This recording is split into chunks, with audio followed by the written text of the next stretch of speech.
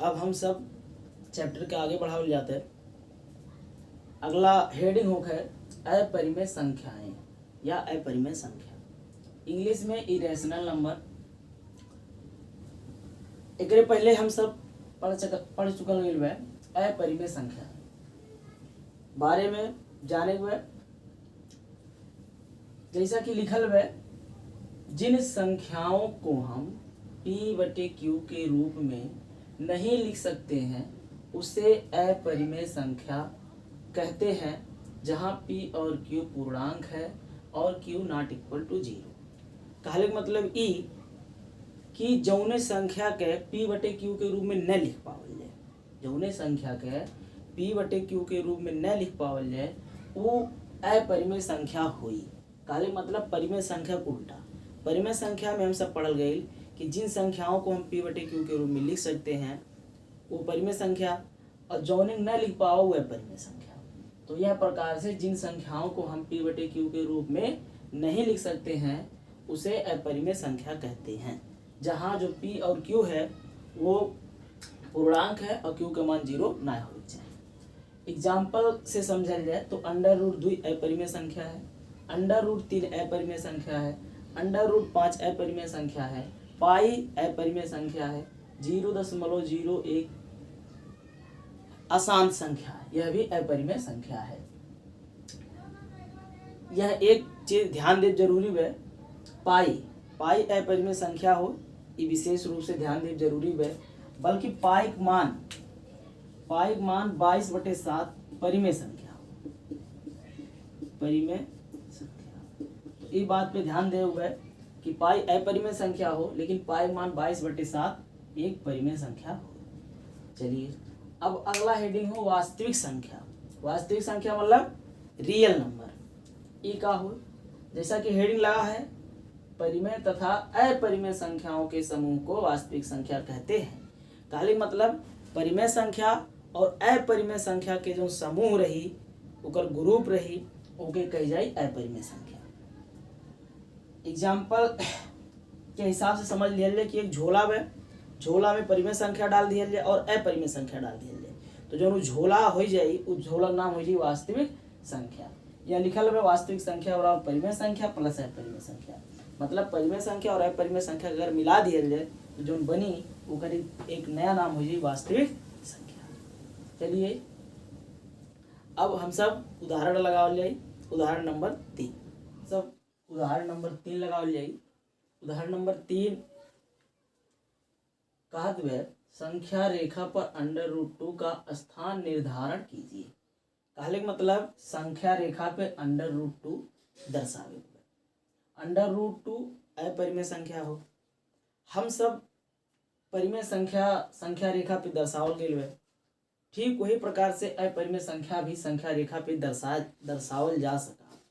ठीक, तो परिमेय संख्या कैसे दर्शाया जाता रहा, वैसे ही अपरिमेय संख्या भी दर्शावे संख्या रेखा पे। तो चल जाए देखल जाए कैसे दर्शा जाए। अब दर्शावे √2 तो करे बस सबसे पहला काम, जितना दूरी यह वो उतने दूरी लेके एक लंब खींचेगा। कहले मतलब यह से लेके अगर ये 1 सेंटीमीटर हो तो 1 सेंटीमीटर ऊपर भी लेगा और लंब खींचेगा। ये कुछ यह टाइप से जितना दूरी ई है उतने दूरी ई लेगा। मान लीजिए कि 1 सेंटीमीटर ही दूरी है तो ये 1 सेंटीमीटर दूरी लेगा और एक मिला देगा ओ से 0 से। अब यह प्रकार से हम सब देखल जाते हैं कि यह एक समकोण त्रिभुज बनता है। यह एक समकोण त्रिभुज बनता है, 1 सेंटीमीटर ई बा 1 सेंटीमीटर ई बा, तो एक समकोण त्रिभुज बनता है। अब हमें √2 दर्शावे हुआ है तो करेक्ट का में पाइथागोरस प्रमेय लगाई के एक मान निकाले हुआ है। नाम दे चाहे तो दे सकल जाला, जैसे कि ABC एक त्रिभुज बनता है, ABC 90 डिग्री के समकोण त्रिभुज बनता है। अब हमें AC के मान निकाले हुआ, तो एक मान 1 सेंटीमीटर, एक मान 1 सेंटीमीटर, तो AC का मान निकल सकाला पाइथागोरस प्रमेय से। तो पाइथागोरस प्रमेय के हिसाब से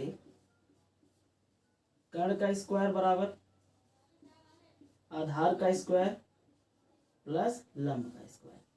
कर्ण का स्क्वायर मतलब निकाले हुए तो हो जाए कर्ण का स्क्वायर आधार का स्क्वायर मतलब 1 स्क्वायर और लंब मतलब 1 का स्क्वायर। तो ये हो जाए कर्ण का स्क्वायर बराबर 1 का स्क्वायर 1 और 1 का स्क्वायर 1। तो ये हो गया कर्ण का स्क्वायर 1 1 हो गया 2। दोनों साइड का अगर अंडर रूट ले लिया जाए तो ये हो जाए कर्ण का स्क्वायर अंडर रूट में और यहाँ आ जाए अंडर रूट 2। वर्ग से अंडर रूट कट जाए तो यहाँ बची कर्ण और यहाँ बची अंडर रूट 2। कर्ण का मान आ गया अंडर रूट 2। अब अंडर रूट 2 के जो लंबाई है मतलब AC के जो लंबाई है वह लंबाई या संख्या रेखा पे खींच दिया जाए तो जहाँ बिंदु पड़ी वह हुई अंडर रूट 2। कालिंग मतलब लंगड़ा प्रकार से भी आप ऐसे पकड़ के यहाँ ला सकल जाला। तो ये कुछ यह टाइप से आ जाए यहाँ और जौने बिंदु पे आई वह हो गई अंडर रूट 2। तो यह प्रकार से अंडर रूट 2 निर्धारण हो गई जौन की अंडर रूट 2 है 1 से अधिक है और 2 से कम है। अब हम सब उदाहरण नंबर 4 लगाओ जाए। उदाहरण नंबर 4 कहते हैं वास्तविक संख्या रेखा पर अंडर रूट 3 का स्थान निर्धारण कीजिए। जैसा कि उदाहरण नंबर 3 में अंडर रूट 2 दर्शावे रहा लेकिन यह अंडर रूट 3 दर्शावे हुआ है। तो चलल जाए देखल जाए कैसे दर्शा जाए। फिर वह काम 1 सेंटीमीटर दूरी वह 1 सेंटीमीटर दूरी लेके एक लंब खींचेगा।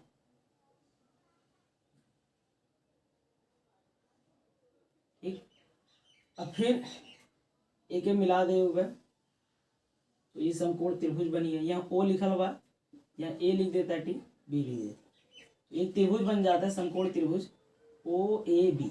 ठीक, अब एक मान निकालेगा तो 1 सेंटीमीटर ई है 1 सेंटीमीटर ई है तो एक मान आ जाए अंडर रूट 2 पाइथागोरस प्रमेय से उदाहरण नंबर 3 की तरह। फिर क्या करेगा यहाँ पे फिर से एक लंब खींचेगा जैसे कि ई रहा पे एक लंब खींच गया है वैसे फिर ए पे एक लंब खींचेगा।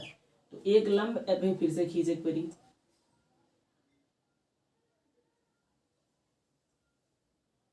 1 सेंटीमीटर 1 सेंटीमीटर ही लाल तो 1 सेंटीमीटर लंब खींच गई लाल तो ई आई है फिर पे 1 सेंटीमीटर का लंब खींचेगा और एक मिला देगा। ध्यान देगा ई लंब रहे चाहे।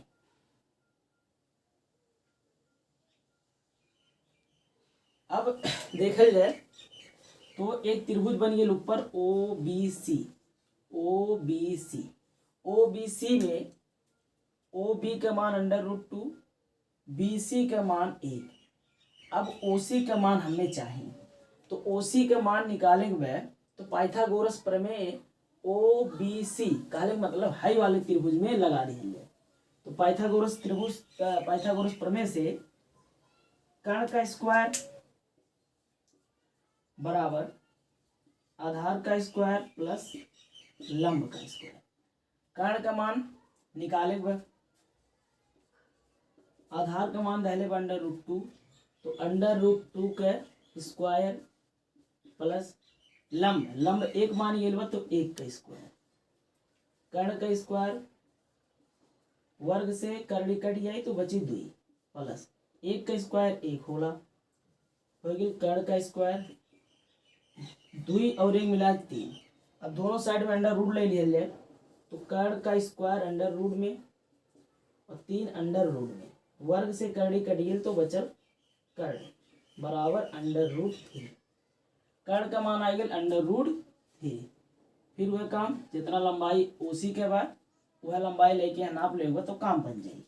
काले मतलब जितना लंबाई ई बा उतना लंबाई लेके यह संख्या रेखा पे दर्शा देगा तो एक पॉइंट मिल जाता है हमें यह अंडर रूट 3। यह प्रकार से अंडर रूट 3 संख्या रेखा वास्तविक संख्या रेखा पे निर्धारित हुई है।